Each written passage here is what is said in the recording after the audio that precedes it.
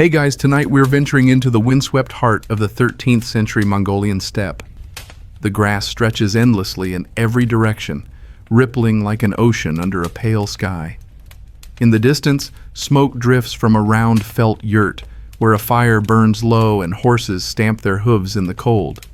You're approaching slowly, your boots crunching against frozen grass and half-dried dung. You're wrapped in layers, but the breeze still bites your ears. Welcome to the world of the nomads, where survival depends on simplicity, community, and a whole lot of mutton. The first thing you notice isn't the scenery, the chill, or even the whinnying of the ponies. It's the smell. It hits you like a gentle slap with a wool sock that's been fermenting for a few weeks too long. There's a warmth to it, earthy, sour, smoky, and oddly dairy-forward. This is not the land of lavender sachets. And spoiler alert, if you're the sensitive type, you probably won't survive this. But you'll be fascinated while you try. So, before you get comfortable, take a moment to like the video and subscribe, but only if you genuinely enjoy what I do here. And if you're listening from somewhere cozy, drop your location and local time in the comments. I love seeing where you're tuning in from. Now dim the lights, maybe turn on a fan for that soft background hum, and let's ease into tonight's journey together.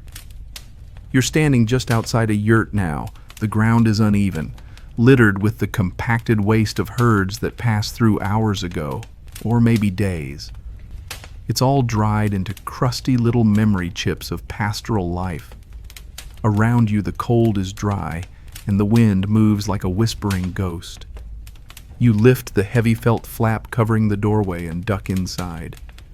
Instantly, it's warmer. Not cozy warm. More like 3 dozen animals were just here. Warm. The air hangs thick with the mingled aromas of animal hide, wood smoke, fermented milk, and the slightly sour scent of boiled meat. Your eyes take a moment to adjust to the dim interior. The smoke hole above filters in a shaft of light, catching particles of dust. Or is that hair?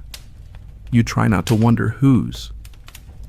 A family sits nearby, cross-legged, chatting softly in Mongolic murmurs. The kids glance your way, giggle, then go back to poking something in a pot over the fire. You nod politely. Everyone's nose seems perfectly at peace in this environment. Yours is doing jumping jacks. The smell isn't bad per se, it's just textured, like a soup made of thyme, livestock, and a general disregard for sanitation. You take a seat on a rough felt pad. It's surprisingly soft, made from layers of wool pressed and rubbed together over time. As you lean back, you catch another whiff, something sweet and sour, like yogurt left in a sunny window. That's the felt. It's made from sheep's wool soaked in sour milk, then stomped and pressed until it mats. Effective insulation? Yes. Natural deodorizer? Absolutely not. Historians often point out that the yurt was one of the most efficient mobile homes ever invented. Lightweight, easy to assemble, and warm in the winter. But rarely do they mention that it smells like an armpit full of cheese. You wouldn't find that in Marco Polo's journal, though he did remark that the Mongols were strangely fond of bathing in sour mare's milk. Take that how you will. Here's your first quirky tidbit of the evening. The Mongols believed strong smells could drive away evil spirits.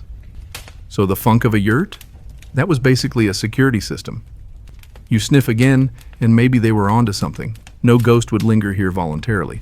Outside, the wind howls gently, pressing against the walls.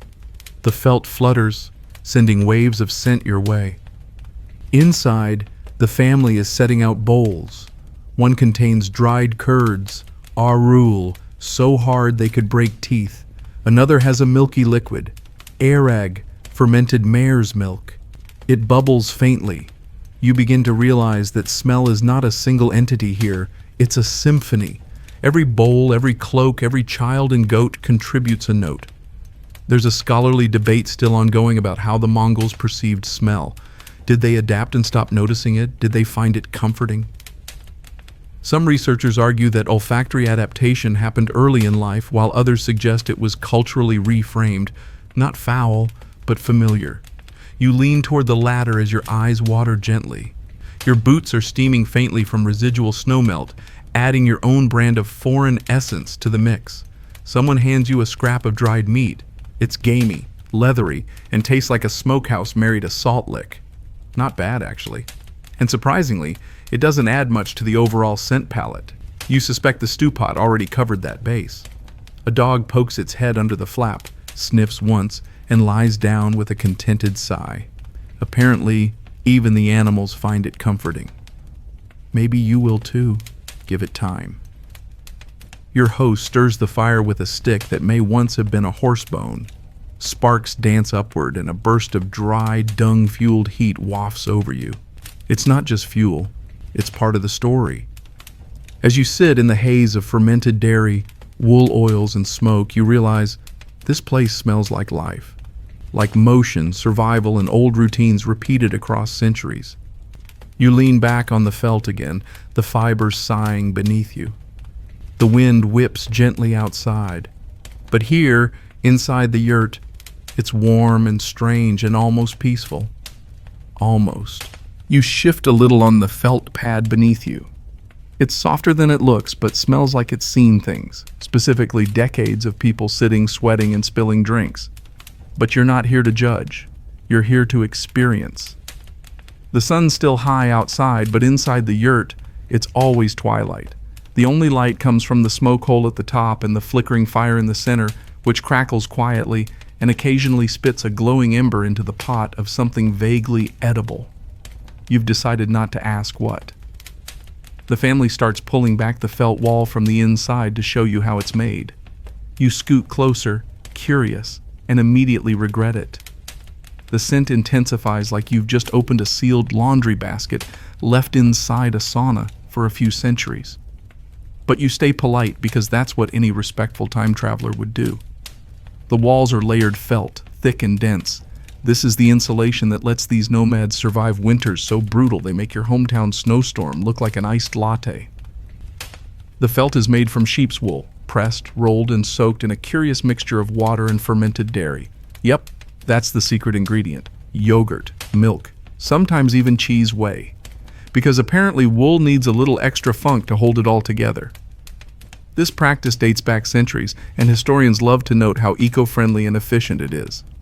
But what they don't usually describe is how the felt absorbs every smell it encounters. Smoke, sweat, meat, animals, and the occasional accident from a puppy or toddler. The result? A yurt interior that functions like a living, breathing, woolly memory sponge. Every footstep echoes with the past, and every breath tastes slightly like mutton, with notes of goat. You lean close and press your fingers to the felt. It's slightly damp in spots, a little crusty in others. You don't ask. The smell is richer here, earthy and sour, with a sharp tang that stings the nose and then settles into the back of your throat like a forgotten cheese. The father, tall, leathery, and sporting an impressive fur hat, tells you something in Mongolian. You nod solemnly, pretending to understand, and he gestures toward the felt with pride. He probably just said something like, "My grandfather's sweat is still in this panel." Or maybe, "That patch over there survived the great snow of '89. Either way, you smile.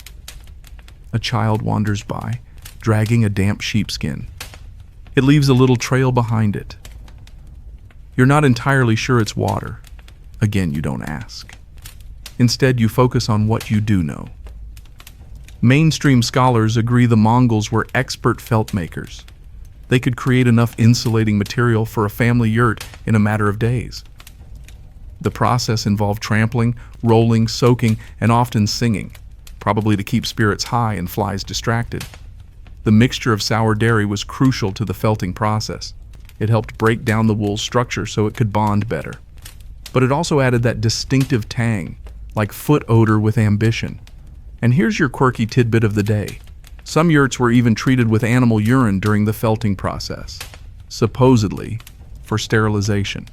Historians still argue whether this was a widespread practice or just something one unlucky Venetian traveler made up to sound interesting at parties. You try not to think too hard about it as you lean against the wall again. You glance upward to the wooden latticework holding the dome shape. It creaks gently as the wind brushes the outer covering. Everything in here moves just a little. Shifts, sighs, settles. The air is heavy, not in a bad way, but in a dense, lived-in way, like a tent that's been steeped in human history. And milk. There's a saying passed down in Mongolian oral tradition that loosely translates to, "A yurt remembers." You're beginning to believe it. This place has held generations, hosted weddings, births, celebrations, and who knows how many awkward family meals involving unidentifiable stews. And through it all, it's soaked in the scent of its occupants like a woolly time capsule. A gust of wind flaps the outer door, and in rushes a fresh wave of grassland air. For a second, it's cool and sharp, like mint compared to the sour funk you've grown weirdly used to.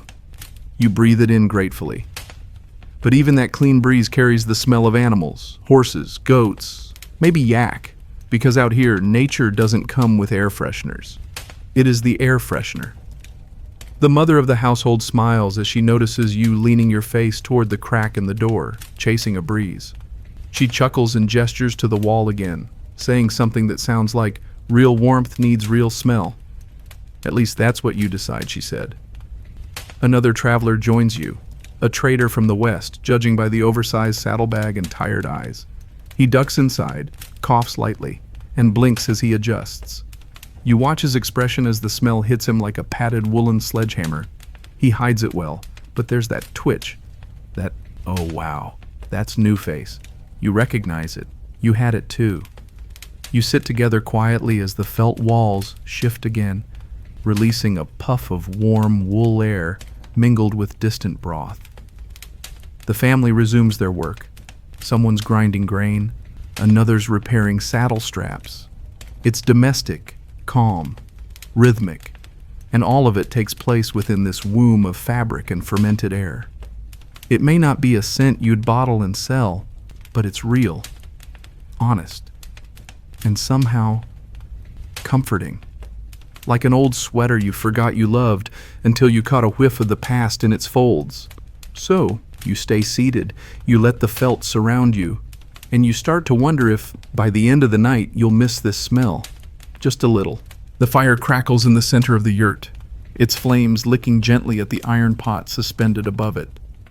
You scoot a little closer, not for the heat, but for the scent.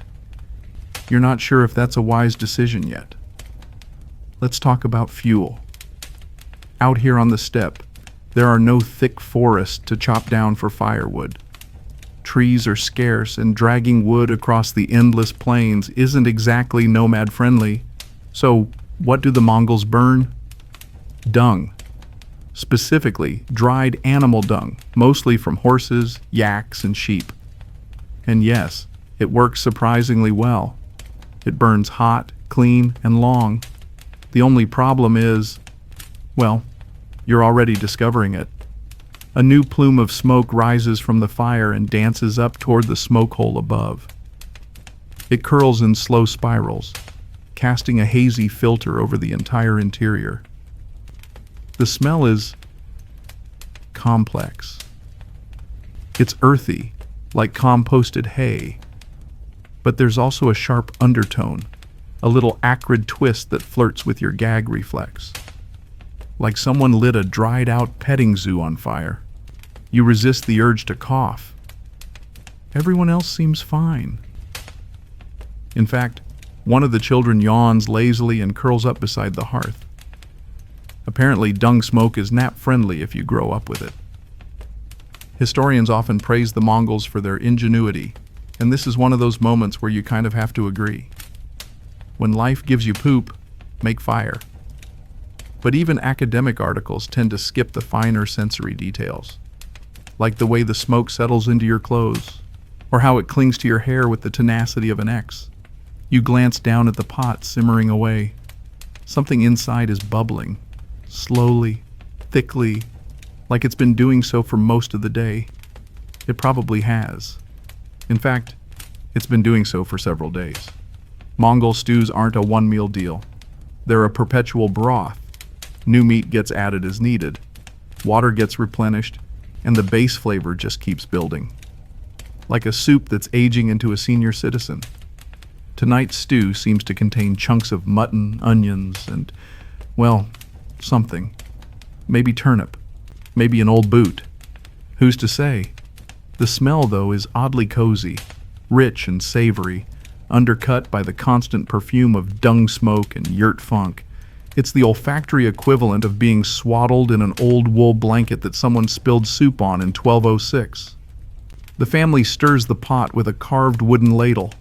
A thin film of fat shimmers on the surface. They add a few herbs, local things you can't quite identify but which smell faintly medicinal, like they might also be used to treat saddle sores. The smell rises and merges with the rest of the yurt's ambient aromas, creating a scent profile you might charitably call smoked livestock with notes of dinner. Here's your mainstream historical fact. The hearth in a yurt wasn't just for cooking.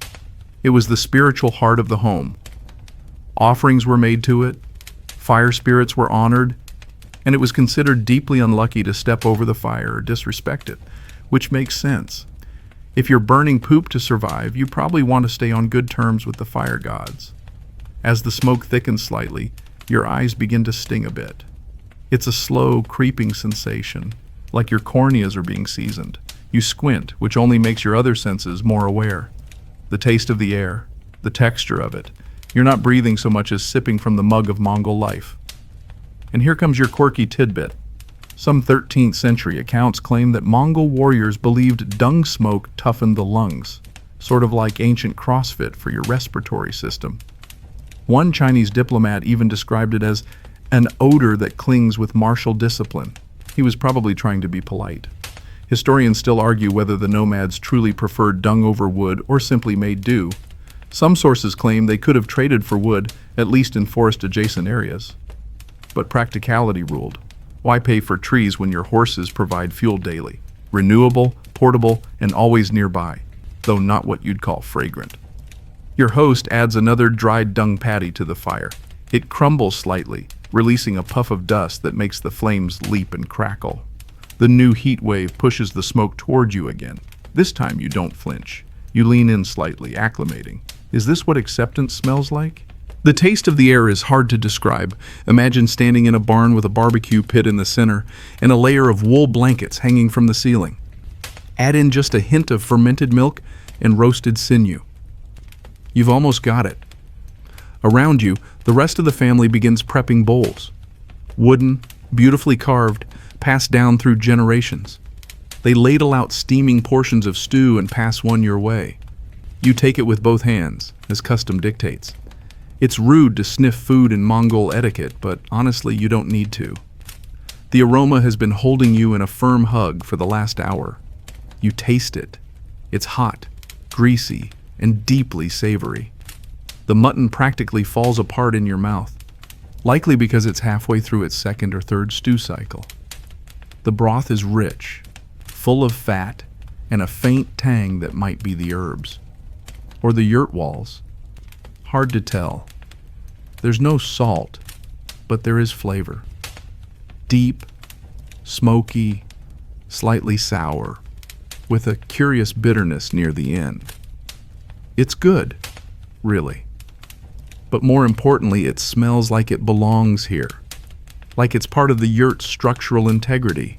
You can't imagine this place without it. By now, your clothes have absorbed the scent. So has your hair. You are one with the yurt now. Congratulations. You smell like a functioning member of the Mongol Empire. And honestly, you're starting to like it. You lean back, belly warming from the stew, the aftertaste of slow-boiled mutton lingering on your tongue like a gentle whisper from the past. Around you, the fire hisses softly, another puck of dried dung settling into the embers with a crack. The family speaks in quiet tones, laughter occasionally rising above the low hum of the yurt. But your senses are still preoccupied with one stubborn fact. The stew smelled like it had been cooking for days, and it probably had. That's no exaggeration. Mongol cuisine in the 13th century was famously simple, but deeply rooted in practicality. Their favorite technique? Boiling the meat until it stops protesting. You don't roast or sear in a yurt. You simmer. Long, slow, continuous. The broth gets deeper and murkier with time, but also richer in flavor and, of course, in smell. You shuffle closer to the pot again, purely in the name of historical immersion, of course. A small bubble rises to the surface and pops with a soft plop, releasing a puff of vapor straight into your face. It smells like concentrated animal, thick, fatty, and sharp. Imagine the scent of a pot roast. If the pot roast were made by people who've never heard of garlic but have a deep spiritual relationship with tallow. Mongol stews rarely included vegetables because, well, there weren't many vegetables around. A few hardy roots perhaps, or dried tubers traded along caravan routes. But mainly, meat, meat fat, and the water you hope doesn't come from the horse trough. There's no delicate garnish, no spices unless you happen to befriend a trader. What you're smelling is unadorned protein, stretched over time until it surrenders into the broth. Here's your mainstream fact. The Mongol diet relied heavily on animal products: meat, milk, cheese, fat, even blood in some cases. Not out of preference, but necessity. The steppe didn't offer much in the way of crops, so livestock was life. Your nose is now fully aware of this fact. And your quirky detail? According to Persian historian Juvaini, Mongols didn't waste any part of the animal. They even reused boiled bones to flavor the next round of stew. That's right, they made soup from soup bones, took those bones out, dried them, and reused them again. You're essentially inhaling a fragrance that might include the ghost of 5 different dinners. Think of it as a culinary haunting. The smell of the boiling pot is constant, but not overpowering anymore. Your senses are adjusting. It's no longer offensive, it's present. Like someone humming a note you can't quite identify, but you no longer mind. The longer you sit, the more this becomes normal. Cozy, even. It smells like continuity. The eldest son stands, stretches, and walks past you carrying a knife, broad-bladed, well-worn, and a chunk of something wrapped in animal hide. He slices off what appears to be dried meat or possibly old fat and adds it directly to the pot. It melts on contact, blooming into the broth with a shimmery ripple. The scent shifts, deepening into something more savory, more meaty, like the yurt just took a deep breath and decided to smell even more like itself. Historians still debate what, if any, seasoning Mongols used regularly. Salt was rare and valuable. Fermented milk or curd might be stirred into the pot to add a tangy contrast. A few wild herbs here and there, but mostly it was about fat and time. Spice was something exotic, foreign, perhaps traded, perhaps stolen, but never relied upon. This wasn't the Silk Road spice market, this was dinner that doubled as fuel. You notice the youngest daughter holding a small cup of something beside the stew. It's not for drinking, it's for the fire. With care, she pours a few drops in. The liquid hits the coals and sizzles quietly. It's milk, fermented and thick. A ceremonial offering, maybe. Or just a way to perfume the smoke. Either way, the result is a curious note of sourness added to the already intense aroma, like someone tossed a yogurt candle onto the grill. And yet, no one here flinches, no one complains. This is what warmth smells like, what life smells like. You're inside a giant kettle of humanity and history, and the stew is just the centerpiece. You glance down and see a few bones in your empty bowl, cleaned thoroughly, not by your own doing. One of the dogs must have helped. The bone glistens slightly and gives off a faint warmth, as if it still remembers its time in the pot. You hand it to the father, who sets it aside with a small smile. Later, it'll be reused, maybe added to tomorrow's stew, maybe carved into a tool. In a world where nothing is wasted, even the smells get recycled. The air inside the yurt is now heavy, fragrant, layered. If the walls could talk, they'd probably burp. You breathe in deeply, no longer resisting, and exhale slowly. You don't love it, not yet. but you're not fighting it anymore. That's something. And as you sit in this wool-lined cauldron of steam, smoke, and ancient meat ghosts, you can't help but wonder, when you leave, will the yurt miss your scent too? You wake from a brief daze, not sleep exactly, but that hypnotic half-dream that comes when you've stared into a fire for too long and inhaled just the right amount of fermented fat fumes. Around you, the yurt hums on. The stew still burbles. The felt walls still sag gently inward like they're sighing from centuries of use. And the smell, well, the smell has gone from assaulting your senses to tucking them in with a scratchy woolen blanket. But now, someone hands you a drink. You don't ask what it is. You already know. Arag. Fermented mare's milk, the national beverage of the Mongol steppe. It's white, fizzy, and served lukewarm. You hold the wooden bowl in both hands, because etiquette demands it. The liquid sloshes slightly. There's a faint sour note in the air, like someone opened a bottle of kefir and left it next to a campfire for a week. You take a cautious sip.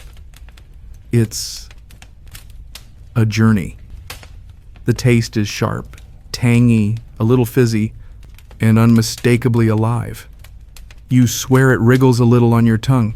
Your nose, already battered into submission by hours of smoke and meat vapor, flares involuntarily at the tart shock of the drink, and then, surprise, it grows on you, slowly, like yogurt mixed with beer and a whisper of horse. That whisper, by the way, is very real. Mare's milk carries a distinct flavor that's unmistakably equine and not unpleasant, just specific. It's a flavor that says, yes, this definitely came from a horse, and I'm proud of it. Mainstream historians note that arag wasn't just a casual drink. It was a dietary staple, a social glue, and a mild intoxicant. It had some alcohol content, enough to make you feel pleasantly dizzy after a few bowls, but not enough to knock you over. The Mongols drank it at festivals, ceremonies, and pretty much any time they weren't riding or sleeping. You, however, are still just trying to process what your tongue is doing. Here's a quirky historical tidbit. The fermentation process for arag wasn't exactly standardized. It involved pouring fresh mare's milk into a leather sack, often made from horsehide, and letting it ferment naturally, stirred multiple times a day, sometimes by being hung from a door frame and kicked whenever someone passed. Yes, kicked. The ultimate artisanal touch. You glance over and see exactly that. A leather skin full of arag swaying from a wooden peg. A child jogs past and gives it a casual boot with their bare foot, sending it spinning. No one reacts. It's just part of the charm. Historians still argue whether arag was genuinely enjoyed for its taste or simply tolerated for its nutrition and light buzz. Persian traveler Atta Malik Juvaini described it as sour and strange, but not unwelcome. Marco Polo claimed it was white as milk and mildly intoxicating. You're leaning more toward milk that had a midlife crisis and joined a cider brewery. What's more curious is the way it adds to the atmosphere of the yurt. The moment the bowl enters your hands, your olfactory world changes.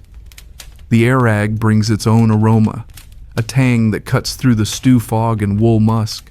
It clears the air in its own way, sharp and confident, a scent that says, "Move over, dung smoke, it's my turn." As you sip, you notice the family sharing bowls in a slow, ceremonial rhythm. The father drinks, wipes the rim with his sleeve, and passes it. No one's squeamish. The drink binds the moment together. You start to feel less like a guest and more like a temporary shadow in their family history. Then comes the belch, a deep, unapologetic one from the grandfather seated cross-legged by the fire. No one flinches. It's a sign of satisfaction here, a sign that the drink and its bouquet has landed well. You resist the urge to follow suit. There's a reason this drink has persisted across centuries. It's low in lactose, high in vitamins, and surprisingly hydrating for a fermented beverage. It also masks the flavor of stored water, which often picked up a touch of leather or goat. Compared to that, sour horse milk champagne seems like a luxury. Outside, the breeze picks up, and with it a few wayward smells drift into the yurt. Dung, wet horsehair, distant smoke from another camp. But inside, airag now dominates your nasal passages. The scent clings to your lips, your breath, and you're fairly certain it's already started seeping into your pores. You set your bowl down with care, already half resigned to the idea that your sweat may smell faintly fermented for the next few days. The elder smiles at you and nods. You did well. You drank it without gagging. That's more than some travelers can say. In fact, one German knight in the 14th century reportedly compared airag to milk curdled with lightning. You're not sure what that means, but you kind of understand. The scent now envelops the yurt in a new layer. It's subtle but sharp, the kind of aroma that lingers like a good story. You inhale once more, deeply, bravely, and realize you're starting to recognize its character. Where earlier the yurt had smelled like livestock stew and smoky wool, now it smells like a dairy market during a thunderstorm. You're in deep now. And the most surprising part? You're starting to enjoy it. You're lying back now, resting against a saddlebag that doubles as a pillow.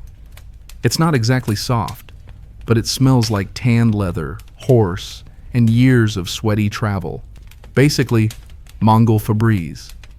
The yurt is quieter now, the meal finished, and everyone's slipping into their evening rhythm. You, on the other hand, are still quietly contemplating how your clothes now smell like soup. Then your eyes drift upward, and you notice something odd, hanging from a wooden beam overhead. Socks. Dozens of them. Woolen, thick, in various states of repair. Some look freshly washed, meaning less crusty. Others appear to have walked here on their own. They sway gently in the breeze from the smoke hole, like soft flags of questionable hygiene. You sit up slightly and glance around. There are boots lined up near the entrance, cloaks draped across furniture, and saddlebags oozing mystery smells. Suddenly you realize something crucial. The yurt isn't just a living space. It's a wardrobe, a kitchen, a barn, a bathroom, and yes, a laundry room. That scent you couldn't quite place earlier? The musty, fermented undertone that clings to the felt walls like a guilty memory? Turns out that's socks. Wool socks that have been worn, sweated in, maybe dried over the fire, and then hung for airing. Welcome to the circle of life, Mongol style. Mainstream historians tend to focus on the yurt's efficiency, its round shape, collapsible walls, portability, and durability. All true. What they don't spend enough time on is the smellscape that results when you live in a structure that doubles as your closet and your kitchen. It's easy to forget just how communal a yurt is. There are no private rooms, no laundry baskets tucked away in a closet, no bath. Everything you wear and use hangs out with you in the same small space. That means your socks, boots, and unmentionables all mingle in the same airspace as your food, your family, and your sacred fire. And here's your quirky tidbit of the day. Some accounts suggest that during long winter months, socks and undergarments weren't washed for weeks or months. Instead, they were dried over the fire or rubbed with coarse snow outside to freshen them. A kind of step-style dry cleaning. You suddenly feel a new sympathy for the fire, working overtime to perfume this chamber of cloth and body. The scent of wool is unmistakable, slightly lanolin-rich with a dusty, fatty sweetness. But once it's been through days of riding, sweat, and maybe a little step dust bath, it develops what we'll politely call character. That character is now wafting down from above like an invisible curtain. Historians still debate the hygiene habits of nomadic Mongols. Some sources claim they bathed rarely, preferring smoke and milk-based rub-downs. Others suggest weekly rituals involving rivers or even sand scrubbing. The truth, as always, probably lies somewhere between extremes, but what's certain is this. In a land with no plumbing and constant motion, your socks tell a story. You crawl slightly closer to the hanging laundry and give an investigative sniff. Just one. For science. It's intimate. It smells like long rides, thick boots, and a kind of clean that's been earned, not applied. A hard-earned musk, wool-rich and deeply personal. You're surprised to find it not exactly unpleasant, just shockingly human. You lean back, blinking through a faint haze of wool fog. The yurt breathes with you now. Every movement sends a new whiff into the air, faint smoke, ancient broth, and now the unmistakable aroma of hard-used socks. It's like a museum of scent. No display cases, just air full of memories. And then there's the bedding. As night settles in, thick quilts and furs are unrolled. You're offered a corner of sheepskin to rest on, and a blanket that smells very much like the horse that once wore it. You accept with a polite nod and try not to think about lice. The blanket is warm, heavy, alive with the scent of lanolin, fire, and long journeys. There's something oddly reassuring about it all. In a world without synthetic fibers or deodorant, people smelled like themselves, and their yurts told on them. Every stitch of fabric in this home has absorbed years of breath, sweat, air rag, stew vapor, and yes, sock essence. You settle in under your blanket, the scent rising around you like smoke from a nostalgic campfire. It's layered, rich, and deeply embedded in the wool itself. You think about the generations who've done this before you. The warriors, the herders, the children with dusty faces and unwashed feet. They've all left something behind in these fibers. And now, so will you. You glance back up at the sock cluster overhead. They sway softly, like strange, foot-scented stars in a woolen sky. Maybe they're watching over you. Maybe they're just drying. Either way, they're part of this strange, cozy, slightly smelly world you found yourself in. You close your eyes, and you dream in wool. You wake, or maybe you never quite slept. The yurt hums with a kind of low, domestic energy, the kind you only get from people who've done this same evening routine 1,000 times and probably will again tomorrow. The fires burn down to glowing coals, and the night air outside howls softly against the felt walls like a curious fox sniffing at the seams. Then you hear footsteps. Not just one set, multiple. The flap of the yurt door lifts and lets in a breeze, and along with it, a new smell. You weren't prepared. It's like opening a treasure chest that's been buried in goat cheese for a decade. The neighbors have arrived. 3 figures duck into the yurt. Bundled in heavy cloaks, their boots caked in frost and their breath puffing like steam engines, they settle around the fire with practiced familiarity. You scoot over to make room. The air immediately changes, not just because of body heat, but because every person brings their own scent story with them. This is your crash course in nomadic scent geography. The woman on your left smells strongly of dried fish. The man next to her carries the smoky sweetness of pine resin, probably from riding near the forest edge. The third? Well, the third smells like he's been sleeping next to a yak. Not near. Next to. Possibly spooning. Here's your mainstream fact. Mongol communities often move together in family groups or small clans. Yurts would cluster together for warmth, security, and gossip. Visiting each other's tents was common, especially in the evenings, when stories were shared and milk passed around like wine at a lazy dinner party. But those stories came with smells, and every yurt had its own ambiance.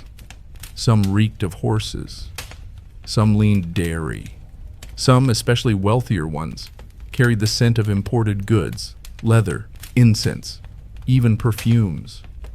But most just smelled like people. People and animals who'd been sleeping under the same roof since birth. The guests remove their outer cloaks and hang them near the doorway. You catch a whiff as one drapes past your shoulder. Damp wool, unwashed fur, and what might be garlic or spoiled turnip. Hard to say.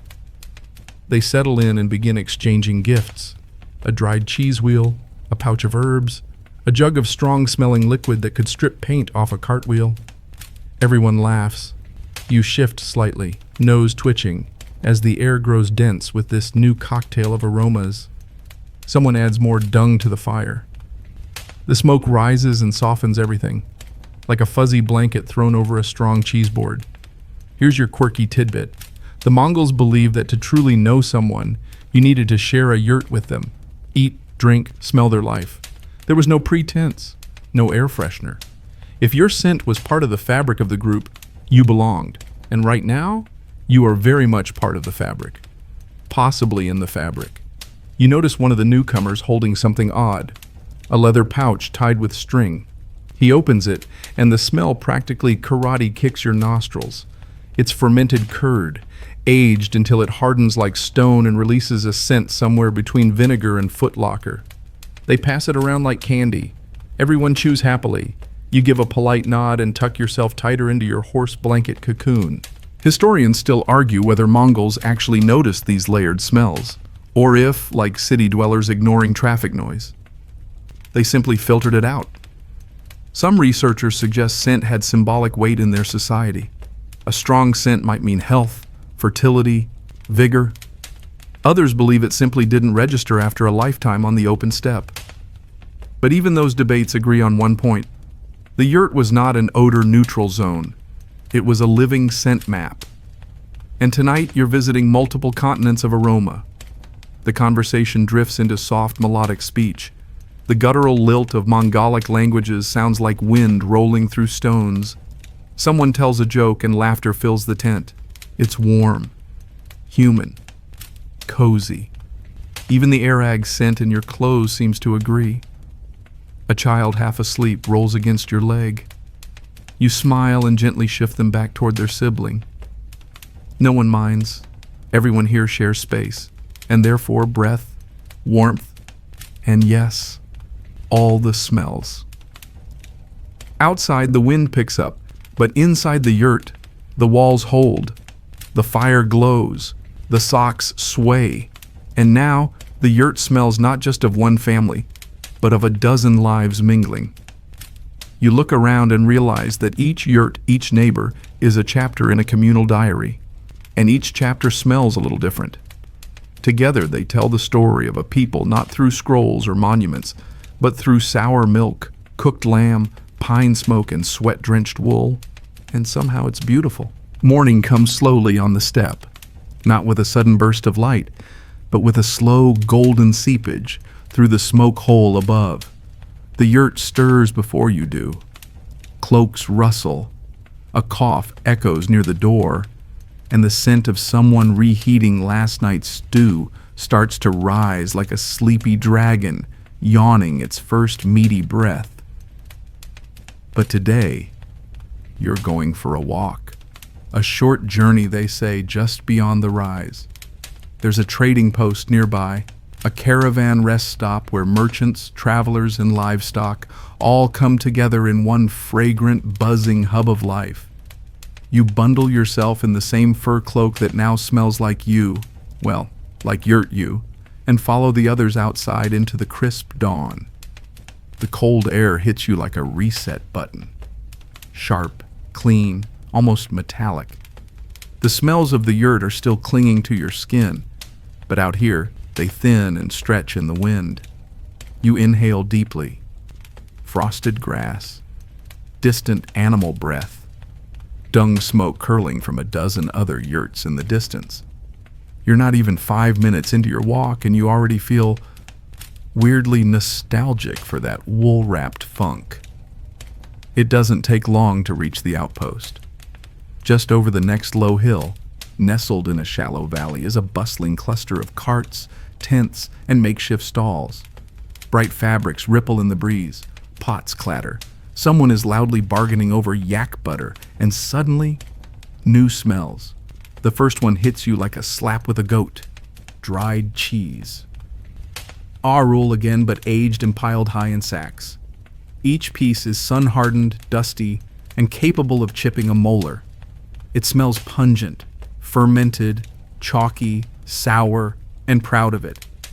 A nearby merchant shoves a sample into your hand. You sniff politely and tuck it in your pocket like a souvenir. You'll chew that. Never. Then comes the wave of livestock. Dozens of animals, goats, sheep, horses, even camels, all penned or tethered, braying and chewing and contributing generously to the local atmosphere. The ground is a tapestry of hoof prints and manure, and the air is heavy with warm, digestive aromas. But here's where it gets interesting. Amid the barnyard stank and sour milk clouds, you smell spice. Real spice. Someone's roasting something over a small brazier, maybe meat, maybe root vegetables. And the smell is peppery, sharp, unfamiliar. That means trade has arrived. Mainstream historians document how the Mongol Empire's reach stretched across Asia and deep into Europe. Trade routes crisscrossed the steppe, bringing goods, ideas, and yes, smells from faraway lands.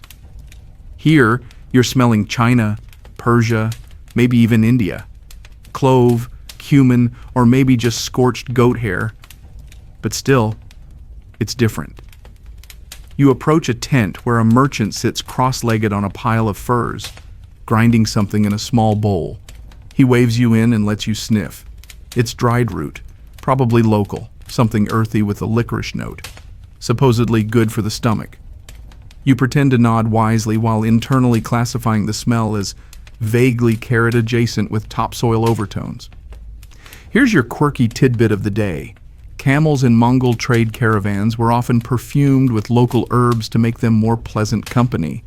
Travelers sometimes stuffed their saddlebags with mint, wormwood, or even flower petals, not to freshen their breath, but to soften the other end of the camel experience.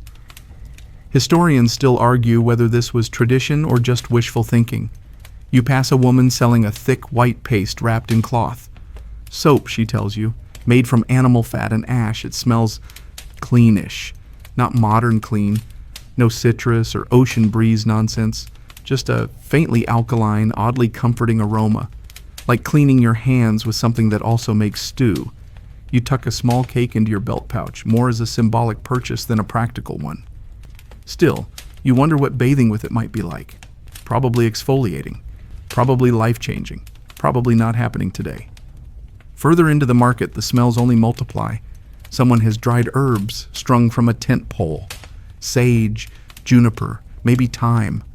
A pile of cured hides smells like tanned leather and old blood. A man selling roasted goat livers sends up a greasy cloud that follows you like a friendly dog. And there, in a quiet corner, is a man sitting with a brass pot of bubbling resin. Incense, sharp, piney, almost holy. You inhale, and in that moment, all of it, stew, dung, milk, wool, herbs, fire, melts together into a scent you'll never forget. Not because it's beautiful, but because it's honest, raw, layered like sediment. Smells that tell you who lived here, what they ate, what they traded, and where they rode off to next. Historians sometimes call the Mongol trading posts proto-globalization, but you prefer to think of them as spice-scented time machines. You don't need scrolls or ledgers, just follow your nose. As you walk back toward camp, the wind picks up again. The smells scatter. The yurt is still far off, a small bump on the horizon.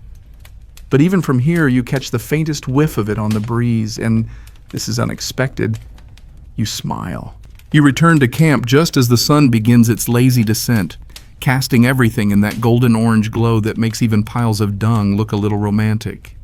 The yurt's flap is already open, smoke curling out like a greeting. As you step inside, the familiar wave of warmth and scent envelops you once more. It's like walking into a wool-lined memory. The stew is back on, someone's milking a goat nearby, and the socks, yes, still up there, sway like they missed you. But tonight is different. You've been invited to witness a ritual. A sacred gathering led by the clan's shaman, part healer, part priest, part mystic DJ. And if you thought airag and soup fumes made for a heady aroma, just wait. The family clears a space in the center of the yurt. The hearth remains, but the stew pot is set aside, the coals carefully adjusted. The shaman enters, cloaked in layers of wool, fur, beads, and feathers. His outfit alone smells like half the animal kingdom. As he moves, it releases little puffs of musk and hide, like a living incense dispenser with attitude. He begins chanting, low and rhythmic. The sound echoes slightly off the curved walls. Then he tosses a handful of herbs onto the coals. They sizzle, then smoke, green, piney, and almost minty. It fills the air immediately, cutting through the stew smoke like a sharp cord in a quiet room. Mainstream historians write that Mongol shamans used juniper, wormwood, and sometimes dried animal fats in rituals. The purpose wasn't just spiritual, it was aromatic. The smoke cleared the air, cleansed the space, and signaled to both the spirits and the sinuses that something important was happening. And here's your quirky tidbit. It's believed that shamans selected herbs not just for their metaphysical properties, but also for their scent. Some odors were said to attract benevolent spirits, others drove away illness. One popular mixture reportedly included pine resin, burnt hooves, and fermented yak milk. Let that bouquet sink in. You sit cross-legged near the edge, eyes stinging slightly. Not unpleasantly, just enough to make the ritual feel real. Others begin to join, forming a loose circle around the fire. The air is dense now, layered with firewood, burning herbs, the ever-present wool smoke, and a low undertone of sour milk that refuses to leave. It's like the shaman's spirit guide might be lactose intolerant and very annoyed. The chanting grows louder, more insistent. The shaman's hands rise and fall in rhythmic gestures. His feathered headpiece quivers with each movement. He throws another handful of something into the fire. This time, a powder that smells oddly sweet. The smoke turns bluish, thin tendrils dancing like fingers around your shoulders. This is the scent of belief. Historians still debate the exact origins of these rituals. Were they indigenous, borrowed from neighboring cultures, or handed down through divine vision? Some scholars argue that the scent-based components had medicinal value. Others insist they were symbolic, a kind of olfactory signal to the spirit world. But here, in this yurt, there's no debate. Everyone around you breathes the same air, closes their eyes the same way, and lets the smells guide their minds into memory, vision, or maybe just calm. You're surprised at how grounding it is. Even without understanding a word, even with your modern sensibilities and occasional gag reflex, the smoke makes you feel included. Like you're inhaling part of the steppes history, one resin-rich breath at a time. Eventually, the chanting slows. The fire dims. The shaman lowers his arms, sweat visible on his brow. Someone hands him a bowl of arag, which he sips solemnly. The others sit in silence, the ritual complete. The air inside the yurt now thick and still, like the space itself is catching its breath. You look around, noticing how the smoke clings to everything. The fur blankets, the saddle straps, the back of your hand. Even your eyelashes feel scented. You are now 60% human, 40% incense holder. And then, the oddest thing happens. You like it. Not in a perfume ad kind of way. In a grounded, real, this is how it's supposed to be kind of way. You've entered a world where smell isn't an afterthought. It's part of language, of space, of ritual. It's part of you. A child beside you sneezes once, then curls up and falls asleep, head resting against a wool bundle.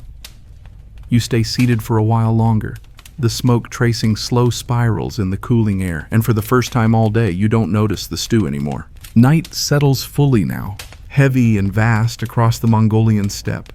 The sky beyond the yurt is a velvet canopy freckled with stars, but inside, the air is still. The fire has faded to coals. Shadows move slowly across the felt walls, cast by the flickering light. It's quiet, except for the soft sound of someone snoring and the occasional muffled bleat of a goat from outside. This is winter in the yurt. You're bundled tightly beneath layers of sheepskin, your nose barely poking free, and still, the cold finds you. But the yurt holds it back. The thick felt walls, sealed tight, trap every bit of body heat, every breath, every murmur. And with that warmth comes a very particular scent. It is, without question, the strongest yet. You breathe it in slowly, hesitantly. It's the same stew meets wool meets dung perfume you've grown used to, but intensified. No breeze moves through here now. Everything has steeped overnight. The scent has thickened, like soup left to simmer just a little too long. It's warm, humid, human. This is what it smells like when nothing escapes. Mainstream historians describe the yurt as one of the most efficient living structures ever designed. And they're right. The insulation, airflow, and central hearth are all brilliantly engineered for the harshest environments, but they rarely mention the side effect. When sealed for winter, a yurt becomes a sensory jar. Every smell, from your breath to your boots, gets stuck inside. The air is dense now, a living broth of wool oils, dung smoke, boiled meat, breath, and the soft, acidic tang of sweat. You notice the smallest things, the way a boot by the fire lets off a faint leather steam, the sour note of a child's hair damp from sleep, the unmistakable waft of someone's late-night snack, a chunk of curd perhaps, sneaked in under the furs. Here's your quirky tidbit. Mongols didn't often change clothes during winter. They simply layered up, and stayed layered for months. Clothes were rarely washed. Instead, the smoke from the fire was thought to purify and air out garments. It sort of did, but mostly it just layered the scent until it became its own ecosystem. Historians still argue whether this was necessity, belief, or simply a matter of climate. Some sources say that undressing in the cold risked illness. Others suggest that smell wasn't even seen as unpleasant, just part of the body, like breath or voice. A person had a scent, and it belonged to them, just like their name. You shift slightly under your blanket. The movement releases a new puff of warmth, one that carries the rich, fermented ghost of every meal, breath, and sleep cycle lived in this space. It's not offensive, but it is dense. You could bottle this moment and label it Essence of Winter Yurt. Someone nearby coughs. The sound is quickly swallowed by the heavy air. You imagine the smell curling upward with the heat, twining itself into the felt above, joining decades of other coughs, other winters. Outside, the cold presses harder, but you barely feel it. You're sealed in now, a family cocoon, a woolen cave of breath and bone and soup.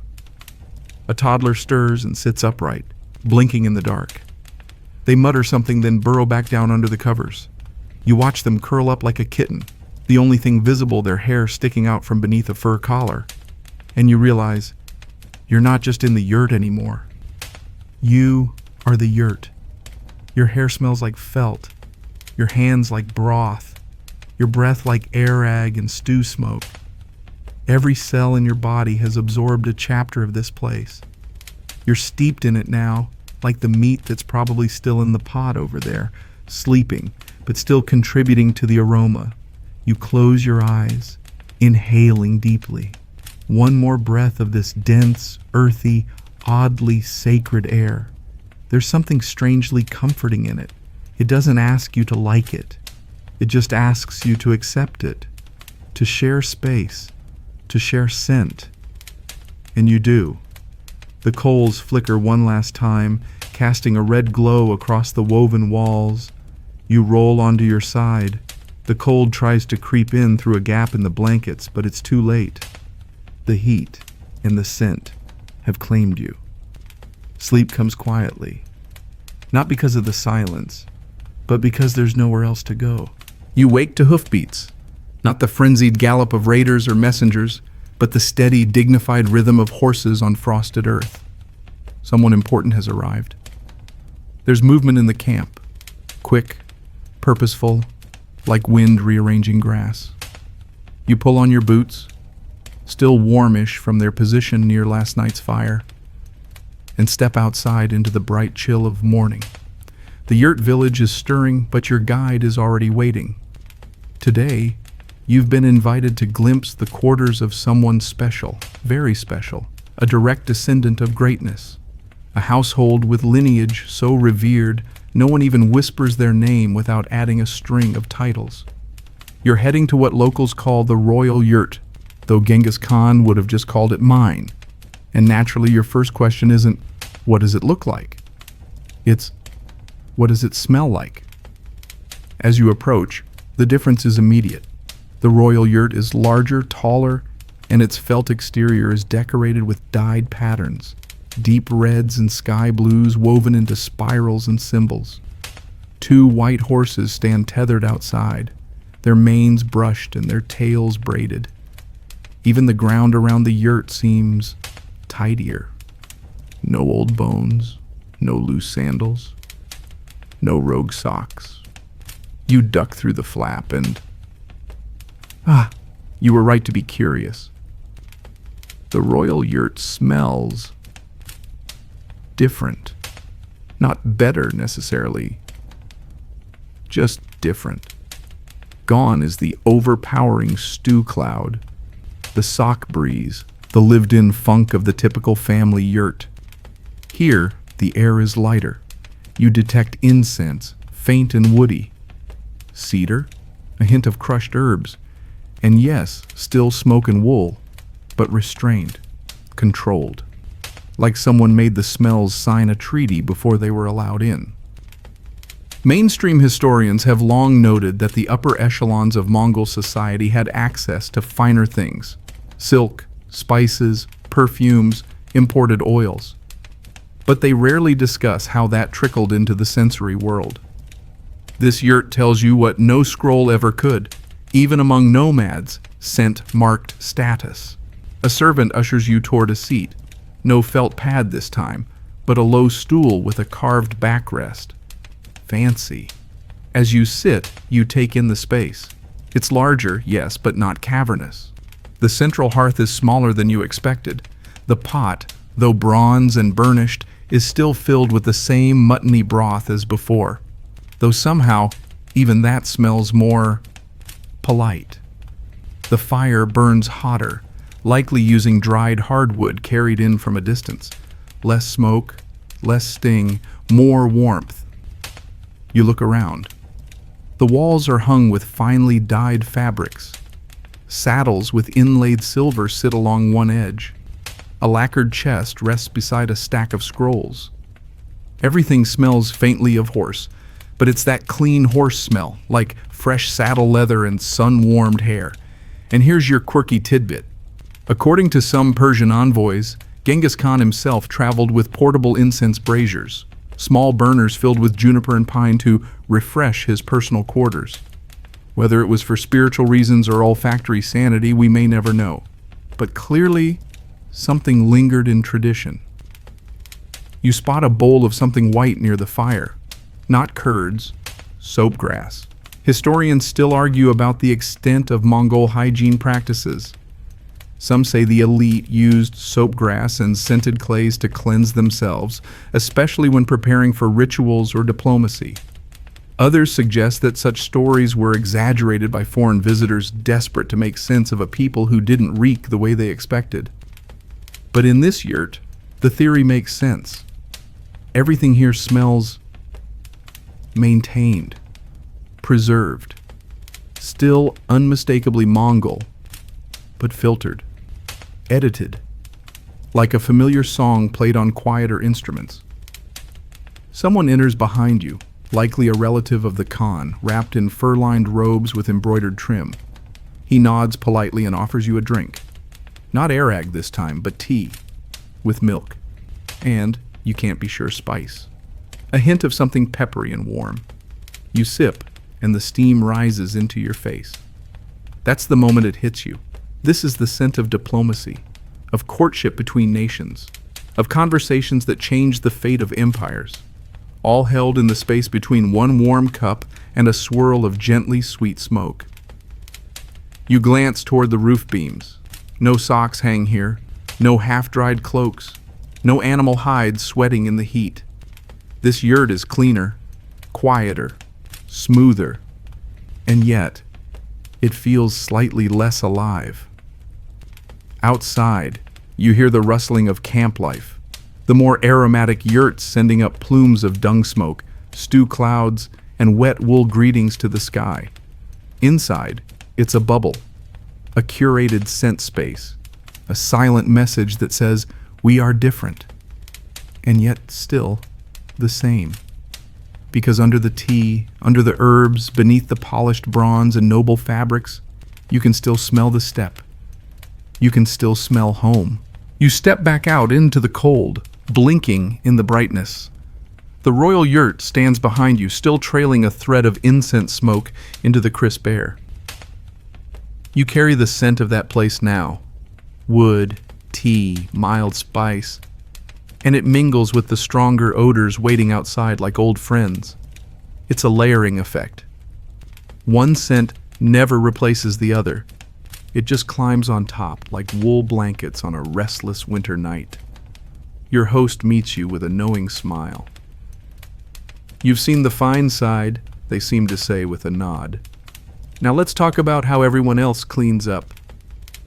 And that's how you're introduced to soap grass. Not soap as you know it. There's no lather, no lemon scent, and definitely no tiny plastic microbeads. This is nature's humble cleanser. Salsola, a desert plant with foaming roots, ground and mixed with water to produce a mild, gritty paste. It doesn't smell like flowers, it smells like minerals and mud and old wood. Clean, in a way that says, we scrubbed it with something tough and called it good. You're handed a small lump. It's gritty between your fingers like coarse sand mixed with damp hay. You rub it between your palms and it froths faintly, just enough to coat your skin in a film of beige foam. The scent is earthy, bitter, almost brackish, but not offensive. If anything, it smells honest. Mainstream historians note that personal hygiene among the Mongols was practical but not prioritized the way it might be today. Sweat was a natural part of daily life. Bathing was seasonal, sparse, and often spiritual. Water was too valuable to waste on vanity. Smoke was cleansing. So were oils and herbs. And yes, soap grass, when available. You watch as your host kneels beside a small basin and dabs the soap mixture onto a cloth. They scrub their hands, then their neck, and even behind their ears with practiced efficiency. No perfume, no routine for appearance's sake, just function. You decide to follow suit. The soapgrass paste grits gently against your skin, and the smell sharpens as it warms. It doesn't exactly cleanse the previous smells. It joins them. You don't feel scrubbed. You feel seasoned. And here's your quirky tidbit. Some Mongol warriors reportedly carried small pouches of soapgrass or crushed medicinal herbs on long rides, not for bathing, but to rub into their clothing, believing it kept lice away and protected against evil air. It might have worked, or maybe it just smelled different enough to give them hope. Historians still debate whether Mongol attitudes toward hygiene were ahead of their time or simply adapted to their environment. European visitors often describe them as unclean, but those same visitors also bathed once a month, if that. Meanwhile, the Mongols burned their homes before leaving them to cleanse the air, used medicinal smoke in rituals, and understood the power of scent far better than most. You're handed a fur towel. It smells like yesterday's ride, sun-dried and dusty. You wipe your hands and feel oddly refreshed, though no less aromatic. Clean, yes, but still very much of the steppe. Nearby, a few children are rubbing clumps of sage into their clothes, not to clean them, just to change the smell.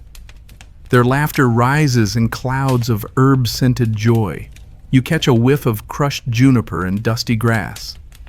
It's not cleanliness in the modern sense, it's scent camouflage. You watch as an older woman rubs the inner lining of a cloak with a piece of something resinous, pine pitch maybe, or dried tree sap. The result is a smoky, forested sweetness that clings to the fabric like a whisper. She catches you staring and hands you a piece. You rub it into your scarf, and suddenly, your world smells like warm bark and dried firewood. For a moment, it covers the stew, the wool, the feet, everything.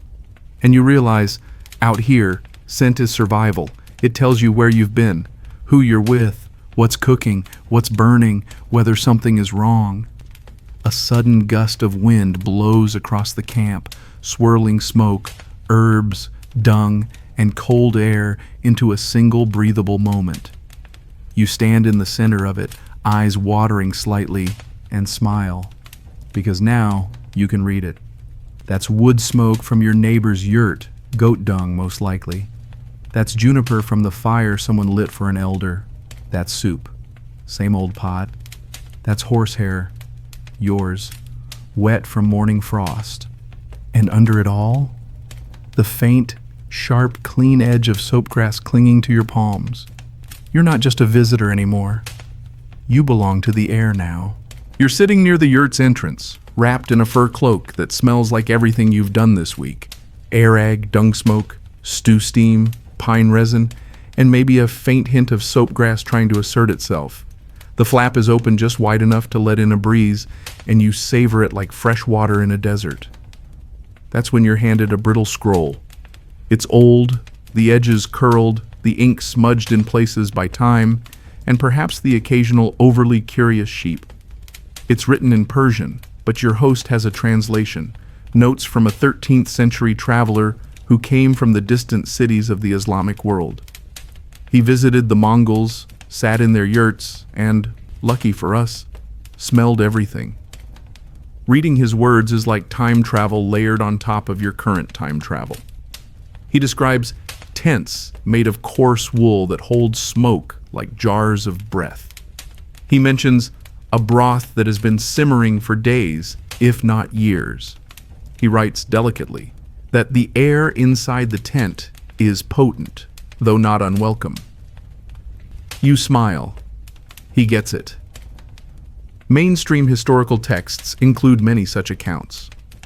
The Mongol Empire was vast, its influence stretching from Korea to Hungary.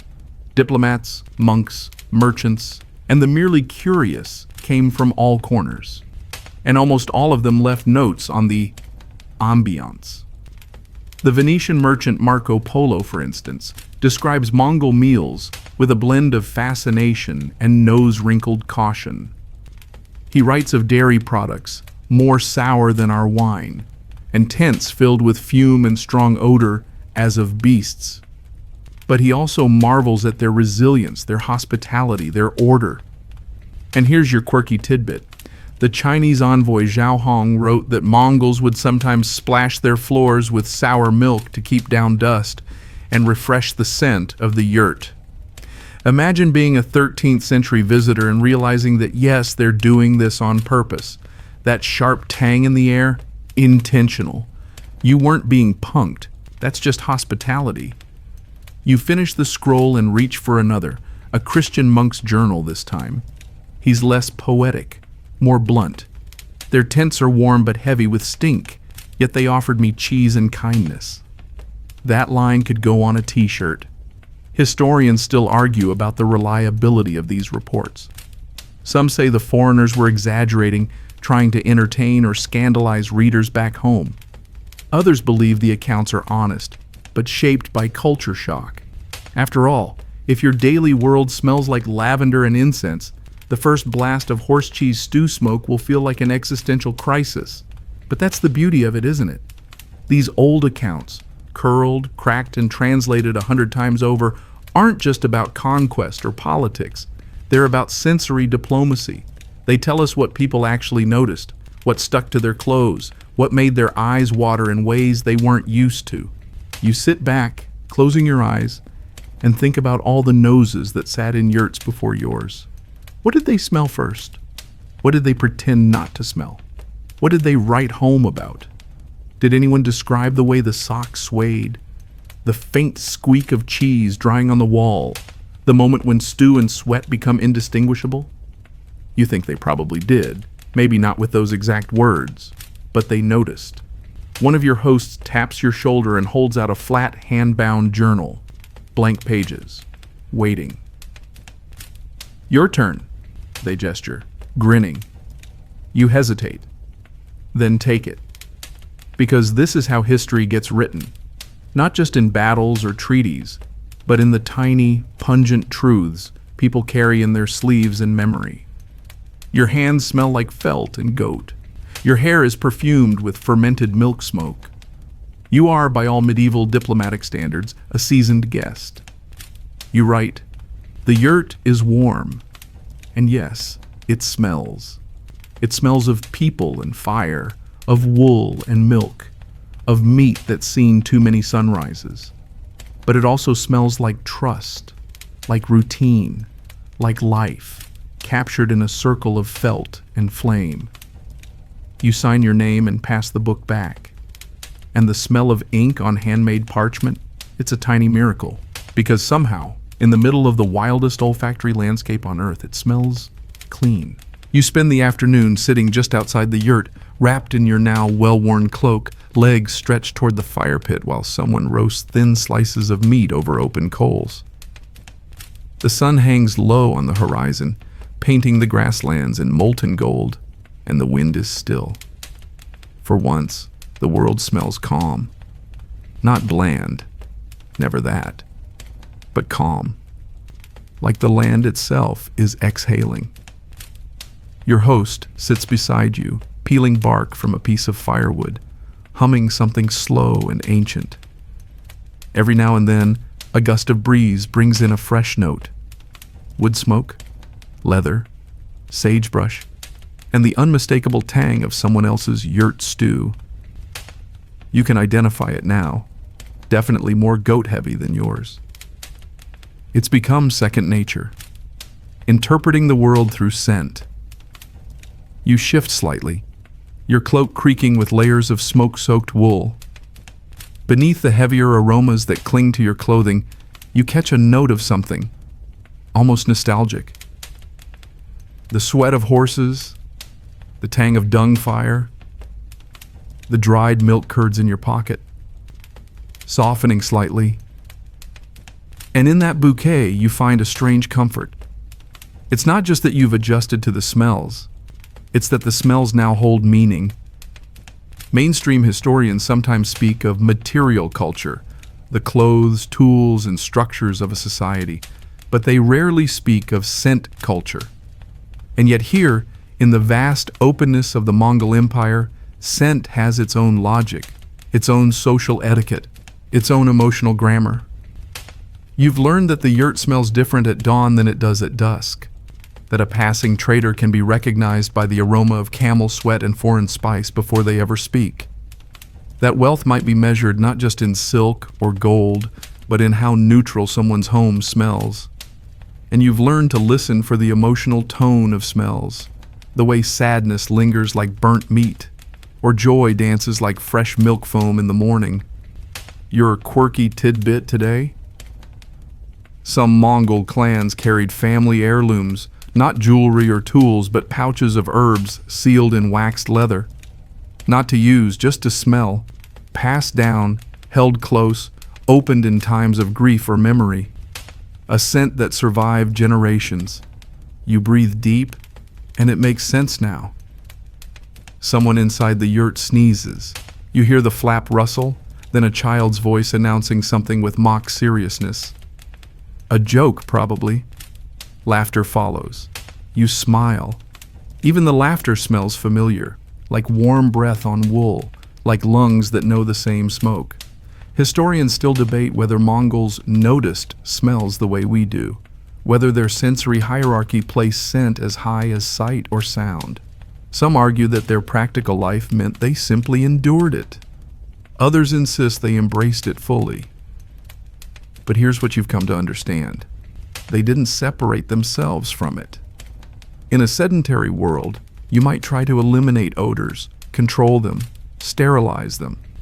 But here, every smell is part of the whole, a note in the symphony. The yurt doesn't try to hide itself. Neither does the person. Your scent is your story. You glance back at the camp, plumes of smoke rising in soft columns, blending into the dusk. You know now which yurt belongs to whom. You could find your way by nose alone. That one smells like sheep and paint, someone's crafting. The one beyond it smells like new felt, still drying. Yours smells like boiled mutton, char, and you. And suddenly you wonder, what do you smell like back home? Detergent? Soap? Plastic? Cinnamon candles. Will that still feel real now? You lean back, hands braced in the grass, eyes closed. The world spins slowly. The air settles into its night rhythm, cooler, heavier, thicker with shadow. Somewhere nearby, a dog barks. A horse snorts. A pot lid clinks gently back into place. And then there's just the scent of fire and breath and earth. You're not trying to block any of it out anymore. You're welcoming it in, and that's how you know you haven't just adapted, you've joined. The moon is high now, casting silver halos over every curve of the felt rooftops. The camp is mostly quiet. A low murmur from a distant yurt. The crunch of hooves as a tethered pony shifts in its sleep. The faint sound of breathing all around, punctuated by the occasional creak of a saddle or flap of a wind-swayed tent rope. And beneath it all, a smellscape that hums like a song you finally learned the melody to. You stand just outside your yurt, feeling the cold bite your cheeks. It's sharp, pure, unfiltered. No smoke out here, just the clean air of the high steppe, the lingering trace of dung-fueled fires far off, and the faint breath of the animals. You close your eyes. This is what the steppe smells like at midnight. Grass, frost, and sleep. You walk a little ways out, past the last ring of yurts, your boots crunching over stiff tufts of grass and old hoof prints. There, under the open sky, you pause and take it all in. The wind carries scent from far off. A cooking fire still active, the spicy sour waft of fermented milk, a trace of pine resin from that visiting shaman's kit. But it's softened now, faint, like echoes, like memory. You turn around and look back. The yurts glow faintly in the moonlight, their rounded shapes barely rising above the earth like sleeping creatures. You think of everything sealed inside each one. People, warmth, dreams, and air that tells their stories. The first yurt you entered smelled like stew and smoke. The last one like pine and silence. But now, standing here with a day's worth of scent clinging to your skin and hair and soul, you realize something simple. The yurt has gone with you. Your cloak carries it. Your fingers, your boots, your breath. You are a yurt now, or at least you carry one inside you. Historians will argue about what mattered to the Mongols, their politics, their battles, their horses, their empires. But none of that will help you understand what it felt like to sit in a circle of wool and smoke, sipping arag with strangers who stopped being strangers the moment their smells mingled with yours. Your final quirky tidbit? Some Mongol families believed that their yurt scent protected them, that a foreign smell could disturb the balance, while familiar ones reinforced the soul of the space. They wouldn't let someone enter without first offering a piece of their own scent. Food, cloth, breath, a sensory handshake. You lower yourself into the grass and just sit for a moment longer, watching, breathing, letting every note of the camp settle into you like a lullaby made of smoke and wool and milk and earth. And as the stars wheel quietly overhead, you realize this isn't the kind of history you read about. It's the kind you breathe. The stars are a little softer now, the cold more bearable. You lie back in the grass, your hands folded beneath your head, and let the sounds and scents of the Mongol night wash over you one last time. Every breath is a memory, warmth, fire, wool, and the bittersweet tang of time gone by. The yurt is still standing behind you. You know it's there, even without looking. Its walls steeped in stories. Its roof a soft dome under heaven. Its scent, yes, even that, woven through every thread like a lullaby no one sings aloud. You feel your shoulders release, your jaw unclench. The cold isn't biting now. It's just part of the quiet. The sky above stretches farther than you remembered, the moon watching gently from her perch. The last of the fire's smoke drifts past your nose, soft, tired, familiar. You take one long breath, then another, and with the third, your body softens completely, You're no longer a visitor. You're no longer learning. You're simply here, held by wool, rocked by wind, cradled by earth. The scents of the yurt, the stew, the soapgrass, the herbs, they're not strange anymore. They're just you now, a part of the dream. So rest. Let your thoughts float. Let your senses sink low and slow. You've walked far and your memories are full. Let the yurt hold them, and let the night carry you softly to sleep.